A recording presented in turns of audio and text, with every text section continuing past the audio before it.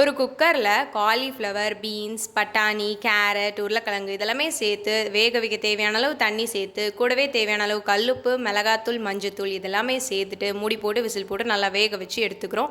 இப்போ இந்த காயில் உள்ள தண்ணியை மட்டும் தனியாக எடுத்து வச்சுக்கோங்க. இந்த தண்ணியை தூர ஊற்றிடாதீங்க. இப்போ இந்த காயை நல்லா மசிச்சுக்கோங்க. இப்போ என்ன பண்ணுறீங்கன்னா, ஒரு கடாயை வச்சு ஸ்டான் பண்ணிவிட்டு அதில் வெண்ணெய் சேர்த்து, வெண்ணெய் உருகுனதும் சீரகம் சேர்த்து, சீரகம் வறுத்ததும் அது கூட வெங்காயம் சேர்த்து நல்லா வதக்கிக்கோங்க. வதங்கினதும் இஞ்சி பூண்டு பேஸ்ட் சேர்த்து அதை இன்னும் நல்லா வதக்கிட்டு அது கூடவே தக்காளி சேர்த்து வதக்கிக்கோங்க. வதங்கினதுக்கப்புறமா அது கூட குடமிளகா சேர்த்து அது இன்னும் நல்லா வதக்கிட்டு அது கூடவே இதுக்கு தேவையான அளவு கல்லுப்பு, மஞ்சத்தூள், அது கூடவே நம்ம மிளகாத்தூளும் சேர்த்துக்கிறோம். சேர்த்துட்டு அதை நல்லா வதக்கிட்டு அது கூட நம்ம மசிச்சு வச்சுருக்கோம்ல காய், அதை சேர்த்து லைட்டாக வதக்கிக்கோங்க.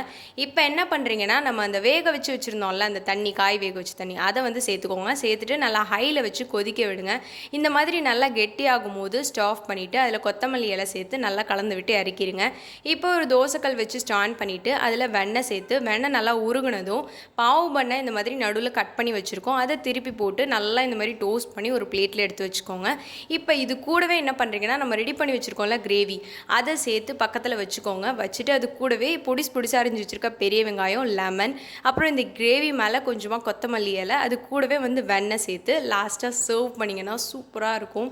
ஸோ இனிமேல் நீங்கள் வந்து வெளியில் போய் வாங்கி சாப்பிட்ணுன்னே இல்லை, வீட்டிலேயே செஞ்சு சாப்பிடுங்க. ரொம்பவே நல்லாயிருக்கும்.